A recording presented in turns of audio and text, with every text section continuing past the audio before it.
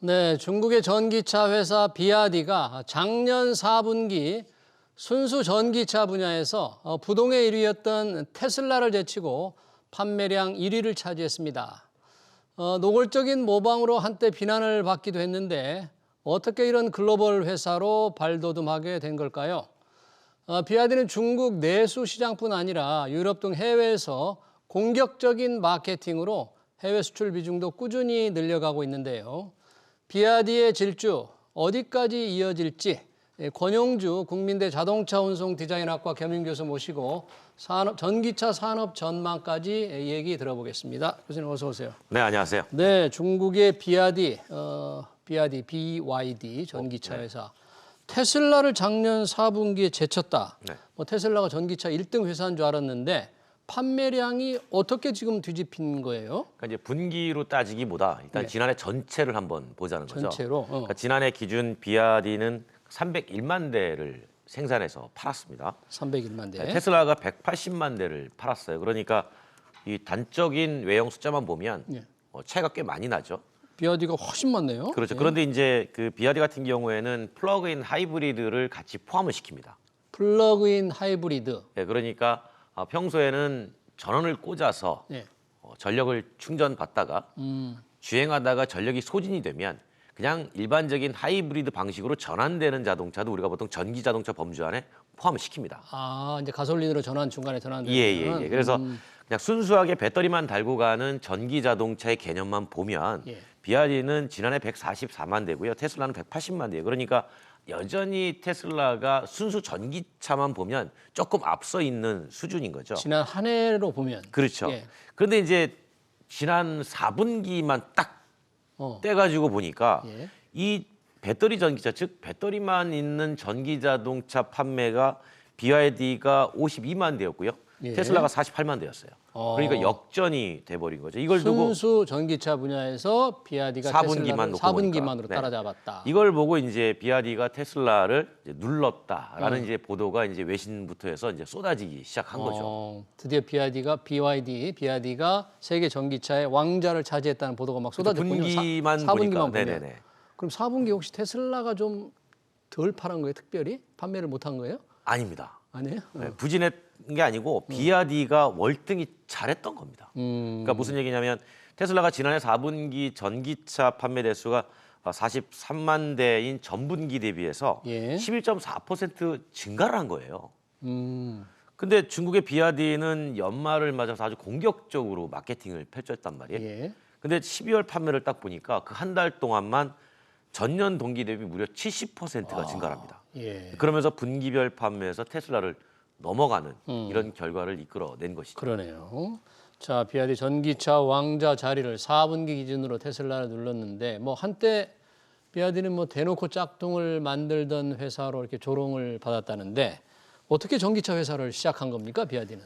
흥미롭습니다. 이 회사 이야기가. 그러니까 이제 그 자동차만 놓고 보면 2002년도에 시작을 해요. 그러니까 한 22년 전에 시작을 하는 거죠. 예. 자동차 사업만 놓고 보면.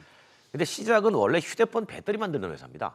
휴대폰 배터리 회사였어요. 그렇죠. 근데 원래 배터리 만들던 회사가 휴대폰만 머물지 않고 자동차 만들겠다고 그 당시에 뛰어들 때 야. 엄청난 반대가 있었어요. 그 당시에 반대라는 게. 그렇죠. 근데 이제 그때 그 최고 경영자가 예. 우리가 휴대폰 배터리에 머물지 않고 자동차 배터리도 할 거고 그러자면 결국은 자동차가 직접 우리가 판매할 수 있어야 된다.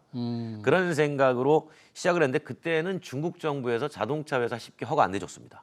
아, 중국 정부에서. 네, 그래서 기존의 내연기관 자동차 회사 망해가는 회사를 하나 인수를 하죠. 인수를 해서. 그게 이제 친찬 자동차라고 하는데 그 회사 인수해서 이 내연기관 만들던 회사의 내연기관 라인업을 일단 배제를 좀 하고 시작은 내연기관으로 하긴 합니다. 근데 바로 2008년도에 플러그인 하이브리드 내놓고요.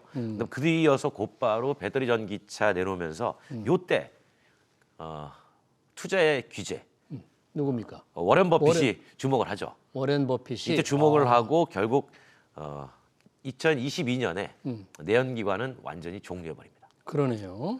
이 회사를 창업한 왕찬푸 회장인가요? 창업자. 정말 네네. 미래를 보는 좀 눈이 있었다고 봐야 됩니까, 그럼? 그 어떻게 창업을 하게 됐냐면 예. 사실은 일본 회사가 계기가 됐던 겁니다. 일본 회사? 예, 무슨 얘기냐면 그 창업자가 이제 왕치안프라는 사람인데 예. 이 사람은 원래 베이징의 비철 연구소에 근무하던 사람입니다. 국책연구소에. 국제연구소에서. 그러니까 중국 정부가 운영하는 예. 비철 즉 새로운 소재들 그쪽에 연구를 하고 있었는데 1993년도에 연구소에 있을 때 예. 니켈 카드뮴 2차 전지의 강자가 그 당시에 일본이었거든요. 네. 그러니까 일본 기업이 점차 배터리를 리튬이온으로 바꾸려고 하는 흐름이 보인 거예요. 아, 그래서 이거를 포착하고 내가 이걸로 사업을 해야 되겠다라고 해서 본인 돈이 없으니까 은행을 다니던 돈이 많은 사촌을 찾아가서 돈 좀 대라. 돈 좀 꿔줘라. 네. 그 사람이 이제 류샹왕이라는 사람인데 그 사람한테 돈을 빌려가지고 일본 배터리 가격을 최대한 낮추는 공정을 하나 만들어내요. 그래서 가격 경쟁력으로 엄청나게 휴대폰 시장을 침투하기 시작합니다. 아, 가격 경쟁. 그래서 2005년도에 휴대폰 배터리 시장의 50%를 BYD가 점유합니다. 2005년에 휴대폰 배터리 시장의 절반을. 그렇죠. 와, 대단했네요. 그러니까 2005년도에 휴대폰 시장의 절반을 하기 이전에 3년 전에 이제 자동차는 이미 진출한 거죠. 그러면 지금 이 비아디는 자동차 배터리도 굉장히 많이 만들고 있습니까? 그렇죠. 그 글로벌에서 배터리 공급사의 순위를 보면 예. BYD가 2, 3위를 다툽니다. 그러니까 중국의 CATL이 1위를 달릴 때 예. BYD도 만만치 않고요. 우리나라에서도 많이 씁니다. 대표적으로 KG 모빌리티 전기차에는 BYD 셀을 갖다 쓰고 있고요. 그러니까 이 얘기는 무슨 얘기냐면 BYD가 갖고 있는 강점 중에 하나가 이런 거예요. 배터리만 만드는 회사가 아니라 배터리 셀도 만들고 예. 배터리 팩도 만들고 이 전기차도 만들고 그러니까 본인들이 전기차를 많이 팔면 본인들의 셀이 많이 판매가 되는 거고. 그러네요. 왜 그렇게 했냐면 그 왕치안프 최고 경영자가 그 당시 판단할 때 결국 이 셀을 사용하는 곳은 자동차 회사다. 자동차 전기차 회사다. 근데 자동차 회사의 공급만을 우리가 의지하고 있다 보면 언젠가 자동차 회사도 셀 직접 제대로 들어온다. 그랬을 때 우리가 어떻게 할 거냐. 그러니 우리가 직접 전기 자동차 시장에 뛰어들어야 된다고 판단을 했던 거죠. 그러네요. 자, 이 비아디는 지금 전기차 하면 중국에서 엄청 많이 팔리고 있는데 비아디도 중국에 많이 팔고 있죠. 해외 수출도 좀 많이 하고 있습니까? 해외 수출은 많지 않습니다. 해외 수출은 이제 24만 대 지난해 기준으로 24만 대. 300만 대에서 24만 대니까 상당히 뭐 한 8% 정도 수준밖에 안 되는 거죠. 그러네요. 그런데 이제 여기서 주목하는 건 예. 성장률이에요. 성장률. 네, 그러니까 작년에 비록 24만 대지만 이게 2022년 대비 성장률로 보면 62%입니다. 수출 예, 증가율. 그리고 지금 매년 50% 이상 수출을 늘리겠다는 거고요. 이 회사의 생산 대수가 거의 1년에 100만 대씩 늘어납니다.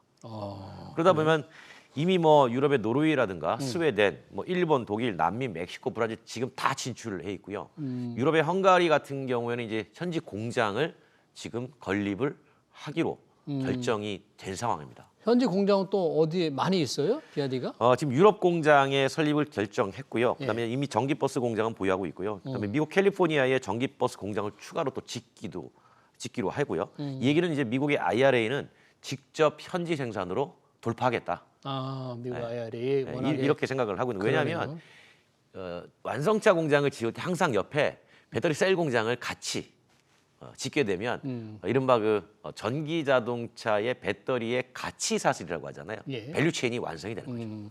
비아디가 이 생산하는 수출하는 전기차는 어떤 종류가 있고요? 가격이 어때요? 굉장히 싼가요? 라인업이 고급차부터 저가차까지 아주 다양합니다. 그래요? 버스도 있고요. 근데 제가 말씀드린 건 이 가격 경쟁력을 가지고 수출 시장을 많이 뚫고 있는데 가격 경쟁력. 이게 무슨 얘기냐면 이제 테슬라보다 당연히 저렴하고요. 우리나라 차보다도 훨씬 저렴합니다.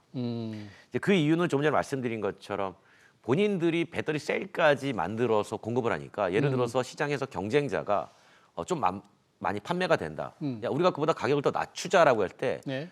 자동차 회사의 마진을 줄일 수도 있겠지만 셀을 납품받는 가격이 있잖아요. 본인들 거잖아요. 그렇죠. 그러니까 거기서도 가격을 줄일 수 있습니다. 아, 그러니까 가격 경쟁에서 상당히 유리한 위치에 있다. 그런 그렇죠. 얘기네요? 각 그 필요한 파트에서 조금씩 가격의 이익을 조금 낮춰주면 이게 전반적으로 완성차의 저렴한 가격으로 연결이 되니까 그렇게 가지고 시장을 빠르게 장악해 가고 있습니다. 품질에 대한 평가는 어떠세요? 만약에 품질에 대한 평가가 이미 유럽에서 문제가 발생했으면 판매가 많이 되고 있지 많았을 겁니다. 이렇게 수출이 많이 안 늘었을 것이다. 그렇죠. 그래서 이제 그 유럽에서도 그런 얘기합니다. 실제로 이제 그 유럽에 있는 그 우리나라 회사차 관계자가 예.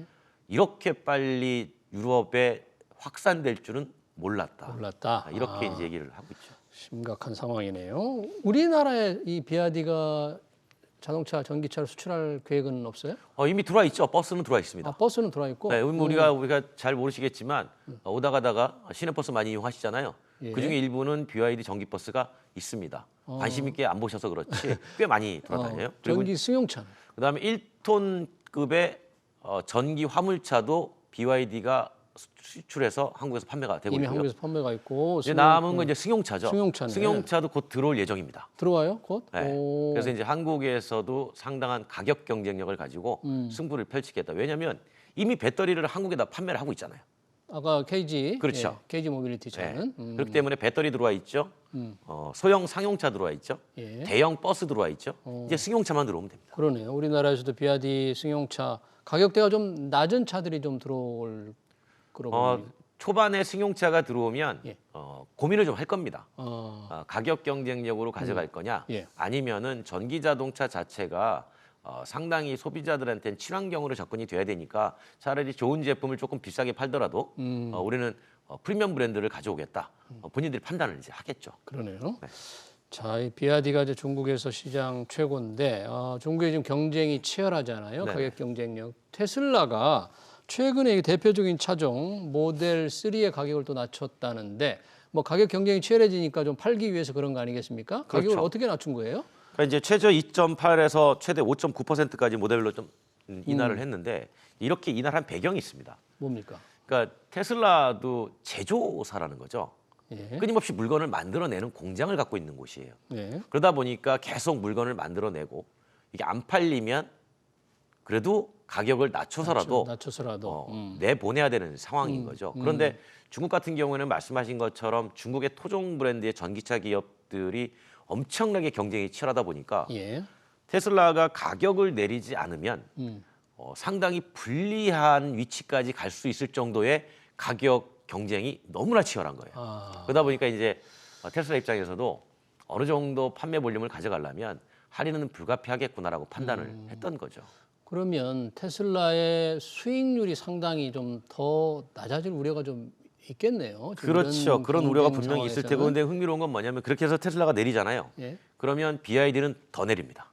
비아디 더 내려요? 중국의 토종 브랜드도 마찬가지 더 내립니다. 그러니까 예. 이런 식으로 가격 경쟁이 엄청나게 치열하다 보니까 중국이 저가에 자동차를 만들어낼 수 있는 수많은 기술들을 끊임없이 개발을 해내고 있는 거죠. 그럼 치열한 가격 인하 경쟁 때문에 제대로 이익을 내는 회사는 지금 뭐 그러면 테슬라나 비아디 정도뿐이겠네요. 전기차로. 그렇죠. 중국의 전기 자동차 기업 중에 앞으로 몇 개나 생존할 것이냐를 보면 중국 내에서도 비관적인 여론이 있는 건 사실입니다. 무슨 얘기냐면 춘추 전국 시대라는 표현을 하잖아요. 그러니까 예. 전기 자동차 춘추 전국 시대고 요 시점이 지나가면 이제 살아남는 대형 몇 개가 전기차 시장을 지배할 것이다. 지금 이제 과도기죠. 혼란스러운 상황인 거죠. 그러네요. 테슬라의 지금 홍해 지금 이 위기 때문에 예, 예, 상당히 뭐 독일 공장이 지금 잠시 일시 중단이 됐다면서요. 예, 예. 좀 위기 상황입니까? 어떻습니까, 이건? 그 뭐 사실은 테슬라의 위기뿐만이 아니고요. 예. 유럽에 있는 자동차 회사 모두가 다 영향을 받습니다. 왜냐하면 그 유럽에 있는 자동차 회사 중에 중국이나 한국이나 그 일본 쪽 부품을 쓰지 않는 곳은 거의 없어요. 그러면 아시아 쪽에서 가는 게 당연히 예. 문제가 생길 수 있는 거고, 테슬라 같은 경우는 지금 배터리의 일부 부품을 중국에서 조달을 하고 있단 말이죠. 독일 공장이. 그러니까 중국에서 이제 가는 배들이 돌아가게 되면 그만큼 부품 재고가 부족해서 부족해지고. 그 기간만큼 이제 배가 오는 시간이 예. 더 필요하게 된 거죠. 그러네요. 사실 뭐 테슬라뿐만이 아니고요. 볼보도 그렇고 뭐 유럽에 있는 제조사 꽤 많은 영향을 받고 있습니다. 그러니까 이 중동 분쟁, 지금 예멘의 후티 반군 문제 빨리 해결이 되지 않으면 상당히 해외 공장들이 좀 타격이 더 커질 수도 있겠네요. 사실 지금 주식 투자자들은 전기차, 지금 2차 전지 주가가 상당히 부진하다 보니까 전기차 판매가 좀 증가율이 확실히 둔화되기 때문에 그런 주가 하락이 왔잖아요. 2차 전지. 네네. 어떻습니까? 올해 새해 들어서도 그런 전기차 성장 둔화세가 확연합니까? 어떻습니까? 그러니까 성장 둔화세라는 게 이런 거죠. 우리가 이제 지난 한 2년 동안 폭발적으로 성장을 했잖아요. 예. 이제 그 기저에 비하면 성장률이 좀 떨어졌다라고 하는 건데 네. 그 폭발적으로 늘어나기 이전에 예를 들면 2018년, 19년 요때를 생각해 보면 전기 자동차는 해마다 연평균 약간 30에서 35% 꾸준히 성장하는 시장입니다. 이제 그래서 그 전기 자동차를 얘기하는 많은 전문가들도 올해 글로벌로 보면 약 한 30%는 성장을 한다. 올해 그래도 둔화가 그렇죠. 되더라도 근데 이게 이제 해마다 50%, 60% 성장하던 것이 그렇죠. 30% 성장하니까 야, 이거 안 되는 거 아니냐. 뭐 전기차 큰일 난 거 아닌가 이렇게 예, 예. 말하는 그게 분들도 아니고요. 있는데. 예. 점진적으로 해마다 조금씩 계속 올라갑니다. 그 이유는 지금 탄소 중립에 대한 얘기가 많이 나오지 않습니까? 예. 제가 지난번에 말씀드렸지만 규제를 가지고 전기차 시장을 끌어가려고 그래요. 예. 그러니까 앞으로 앵커님께서도 자동차를 사야 되겠다 그러면 내연기관차 종류보다 전기 자동차 종류가 더 많아지는 거죠. 앞으로 네. 이런 식으로 규제를 가지고 제조사의 제품의 전환을 유도하게 되는 그 시장으로 조금씩 가는 겁니다. 예. 그러니까 지속적으로 성장률은 증가율은 둔화되지만 전기차 판매가 한 30%씩 늘어나는 장기적으로는 계속 늘어난다. 이렇게 보면 되겠다. 그런 얘기네요. 알겠습니다. 세계 전기차 분야의 세계 1위를 차지한 중국의 비아디 현황과 경쟁력 얘기 잘 들었습니다. 지금까지 권영주 국민대 자동차 운송 디자인학과 겸임 교수였습니다. 고생 고맙습니다. 고맙습니다. 네.